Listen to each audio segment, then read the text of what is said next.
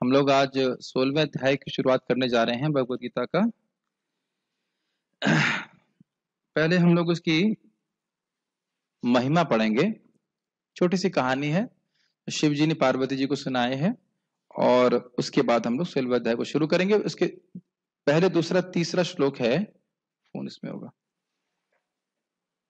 पहला दूसरा तीसरा श्लोक है, उसमें काफी लंबी टीका है, तो हम लोग 2-3 दिन में करने का प्रयास करेंगे। शुरू करते हैं। सबके पास फाइल है भगवत गीता के 16वें अध्याय की महिमा। भगवान शिव ने कहा, मेरी प्रिय पार्वती, अब मैं तुम्हें श्रीमद् भगवत गीता के 16वें अध्याय की महिमा बताऊंगा। गुजरात में सौराष्ट्र यानी सूरत नाम का एक शहर है, जानते हैं। राजा खड़ग बाहू का वहां अपना राज्य था, जहां वह स्वर्ग के राजा के समान एक दूसरे इंद्र की तरह रहता था। उन्होंने अरिमर्दन नाम के एक बहुत ही क्रोधीले नर हाथी को रखा हुआ था। नर हाथी मतलब हाथी, हाथनी नहीं रखी थी, जिसके माथे से उसके अभिमान के कारण एक तरल पदार्थ बहता रहता था। पता नहीं क्या कारण, लेकिन यहाँ पे हमने सांड को देखा ऐसे, उसके नाक से वैसे करता रहता तो कुछ जल जैसा बाहर निकलता रहता, तो हाथी भी ऐसा करते होंगे, जो भी है।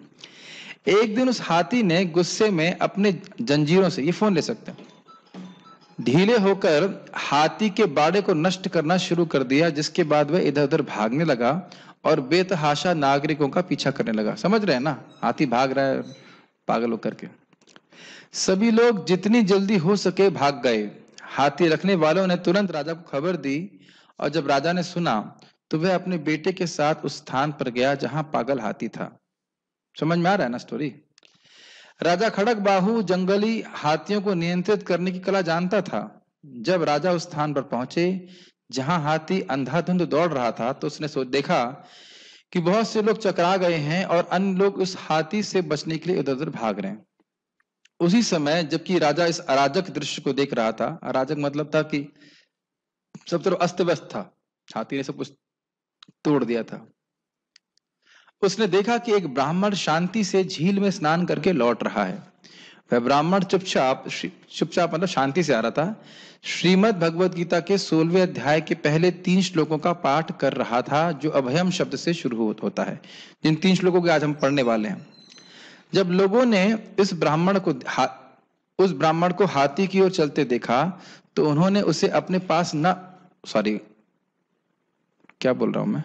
जब लोगों ने उस ब्राह्मण को हाथी की ओर चलते देखा, तो उन्होंने उसे अपने पास न आने के लिए कहने की कोशिश करी। मतलब हाथी इधर मत आओ, इधर हाथी परेशान कर रहा है। लेकिन उस ब्राह्मण ने उनकी कोई सुध नहीं ली और सीधे उस पागल हाथी के पास गया और उसे सहलाने लगा। जब हाथी ने ब्राह्मण को पास आते देखा, तो उसने तुरंत अपना गुस्सा खो दिया और शांति से बैठ गया। उसके बाद ब्राह्मण ने कुछ पल के लिए हाथी की पीठ थपथपाई, फिर वह, 2 शब्द नहीं होने चाहिए, फिर वह शांति से अपने रास्ते पर चला गया। समझ गया, ब्राह्मण को देखा, ब्राह्मण ने सहलाया, हाथी शांत हो गया। जब राजा और उन सभी नागरिकों ने इन अद्भुत घटनाओं को देखा, तो वे चकित रह गए। राजा तुरंत गया और उस ब्राह्मण के चरणों में गिर गया और उससे पूछताछ की, ऐसी शांति और अद्भुत शक्तियों को प्राप्त करने के लिए आपने क्या तपस्या और पूजा की है? ब्राह्मण ने उत्तर दिया, मैं दैनिक श्रीमद् भगवत गीता के 16वें अध्याय के कुछ श्लोकों का पाठ करता हूँ। कुछ का मतलब पूरा भी नहीं करते हैं, पूरा अध्याय भी नहीं कर रहे। ठीक है। भगवान शिव ने कहा, उस राजा ने ब्राह्मण से महल में आने का अनुरोध किया, जहां उसने उसे 100 सोने के सिक्के दान में दिए, और उस पवित्र ब्राह्मण से अनुरोध किया कि वह श्रीमद् भगवत गीता के 16वें अध्याय के उन श्लोकों के पाठ में उसे निर्देश दें, कैसे करना चाहिए। जब राजा खड़ग बाहू कुछ समय के लिए उन श्लोकों का उच्चारण कर रहे थे, तो वह एक दिन, कुछ समय के लिए बोला था ना, श्लोक बोल दिया था गलती से।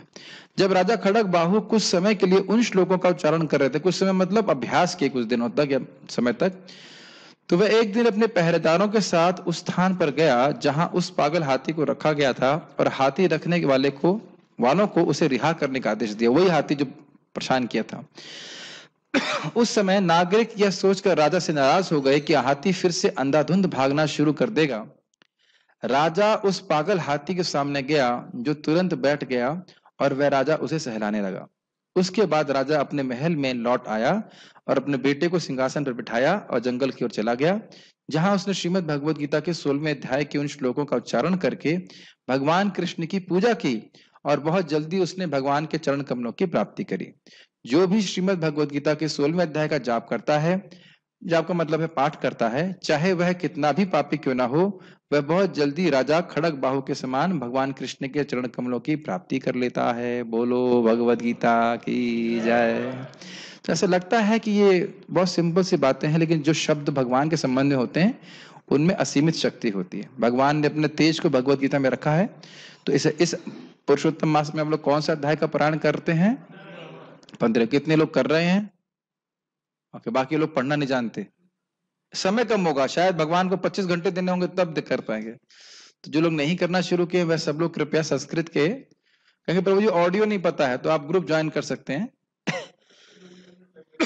नहीं करेंगे साथ में, खुद भी कुछ करना होता है कि नहीं? रोटी तो खुद खा लेते हैं ना, कि उसके लिए साथ की जरूरत होती है। आलस नहीं करना चाहिए, सुबह सुबह कर लेना चाहिए। ठीक है, जपा के बाद आप जपा जैसे 9-10 बजे तक खत्म कर लेते हैं, उसके बाद ब्रेकफास्ट के बाद सब खाना वाना खाने के बाद बढ़िया से एक अध्याय का पारायण कर लेना चाहिए। इतना मुश्किल नहीं है, लेकिन प्रभाव बहुत शक्तिशाली। सुने थे ना पिछली बार कितना शक्तिशाली प्रभाव था। ठीक है।